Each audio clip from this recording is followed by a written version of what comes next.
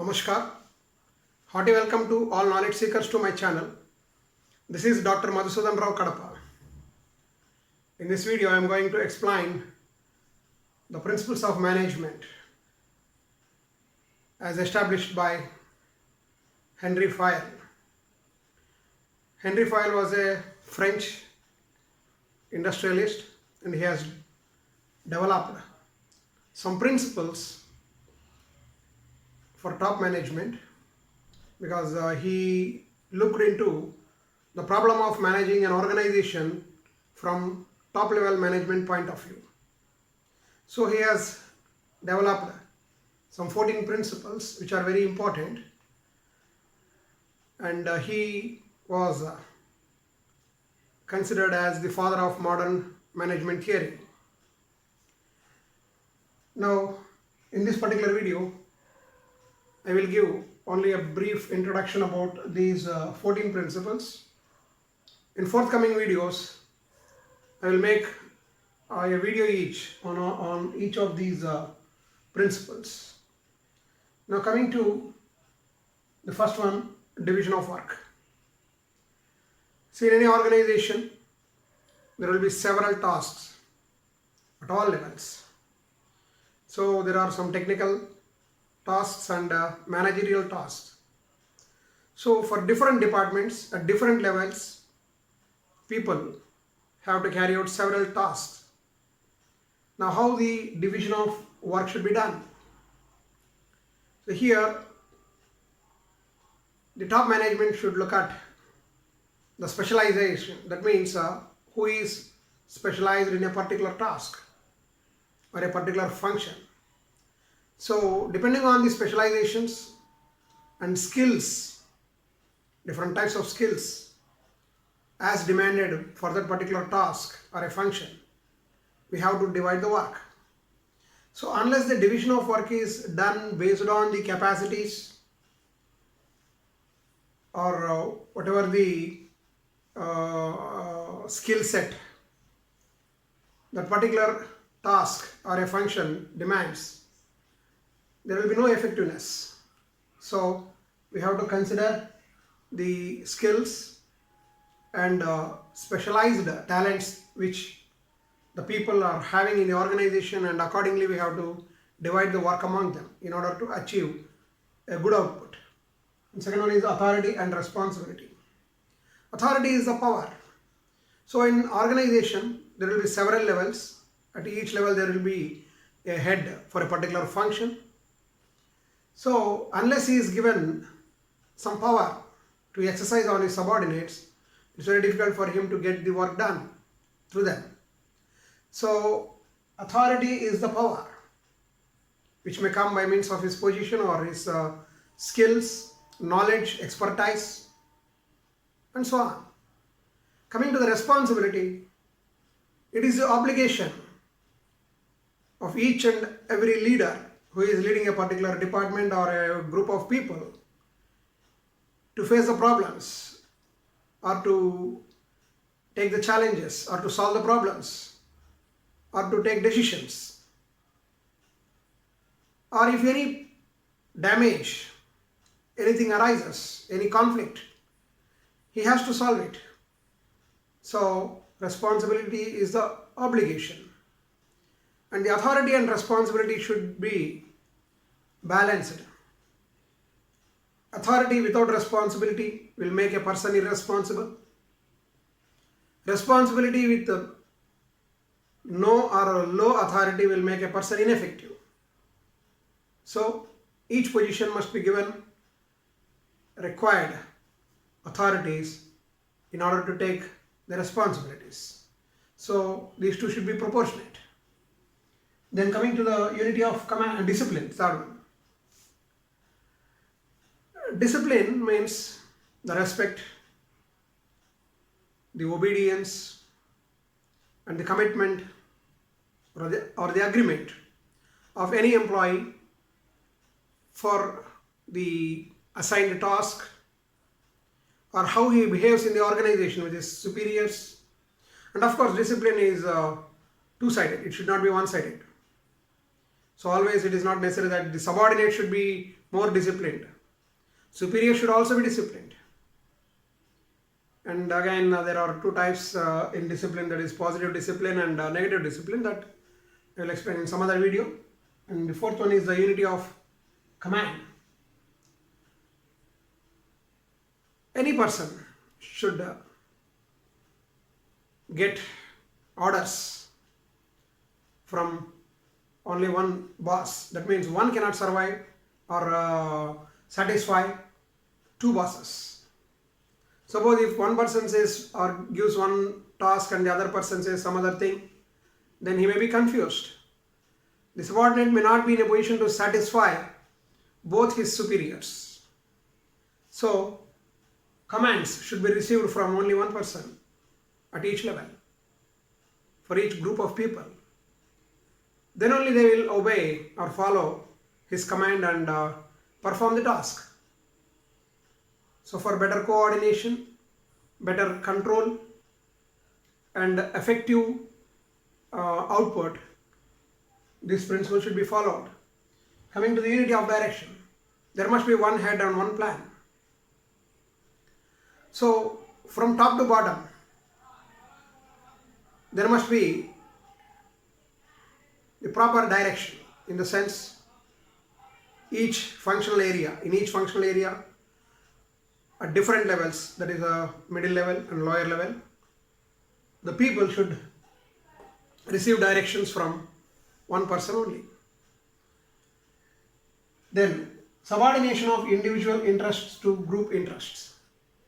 Subordinate interest means the individuals who are working in an organization will have their own objectives, their own interests. Group interest means the overall organizational objective. So the objectives of individuals should be subordinate to the organizational objectives. So one must give more importance to to achieve the organizational objectives than achieving their own objectives. Then remuneration of the personnel. Remuneration is what an employee gets out of his service for the task performed or for the duties done by him. So this remuneration given to any employee at any level should be fair and should satisfy all his requirements. And the remunerations should be such that both employee and employer be happy, that is satisfied. Overpayment makes a person careless or irresponsible on his job.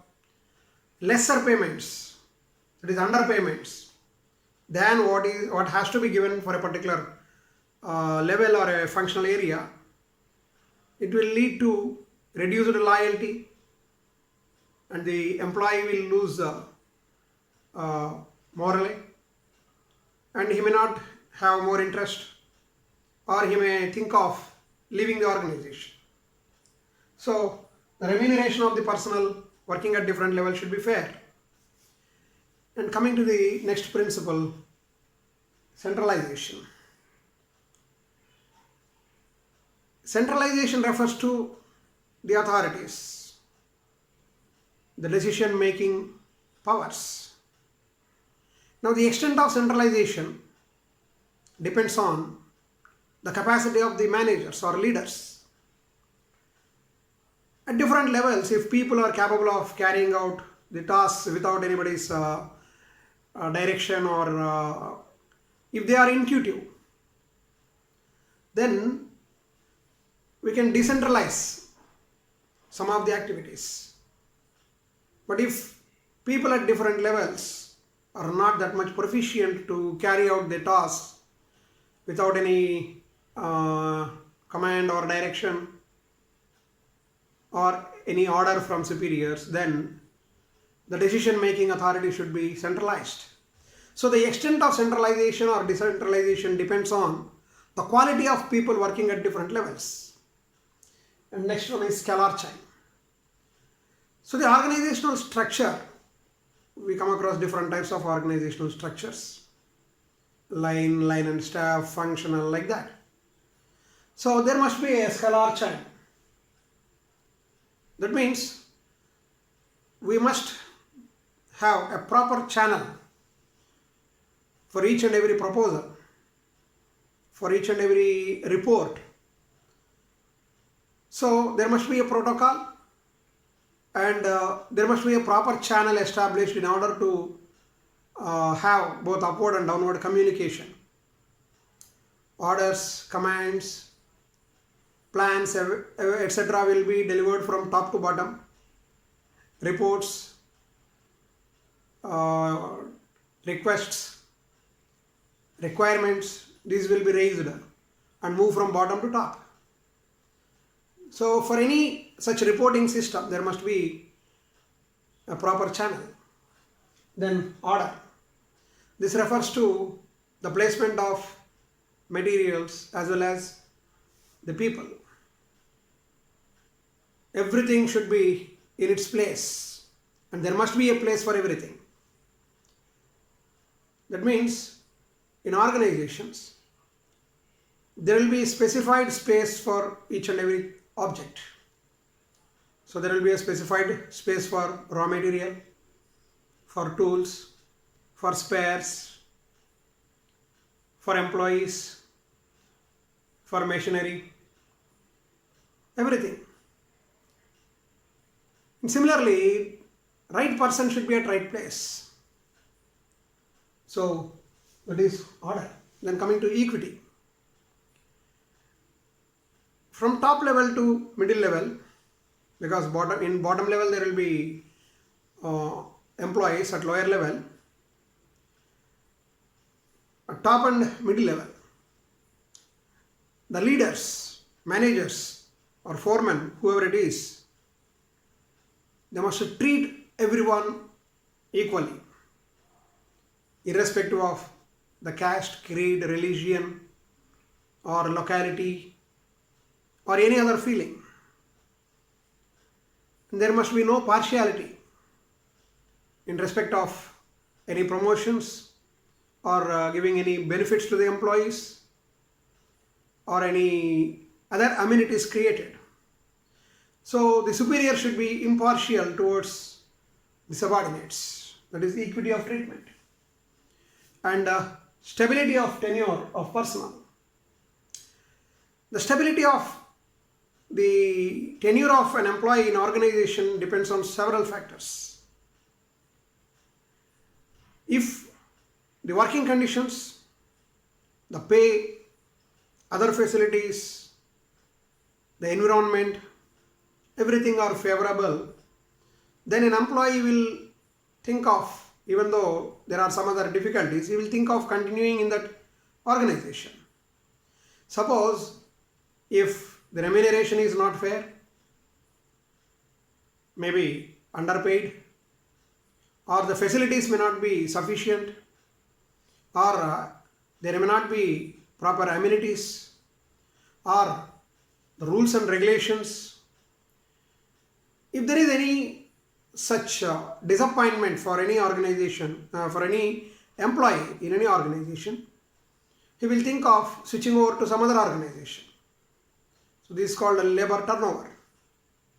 So lesser the labor turnover, that means a number of employees leaving out of the total employees, called a labor turnover at any level, the more stable is the organization. So to avoid turnover, that means the existing employees leaving the organization for any cause, we should take care of so many things like the payments, timely payments, scope for growth like promotions, increments, bonuses, profit sharing, incentives, and providing some benefits for the children and health of the employee as well as his family, and so on. So these kind of activities in organization will lead to stability. Then initiative. So in organizations, if the leaders are autocratic, they not allow their subordinates to exhibit their skills or intuitive acts or decision making in certain areas. Naturally, what happens?